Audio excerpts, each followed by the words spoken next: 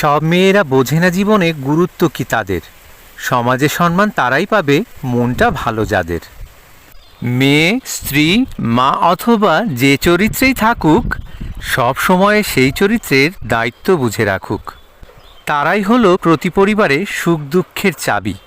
ভালোবাসা দিয়ে আগলে রবে, এটাই পরিবারের দাবি।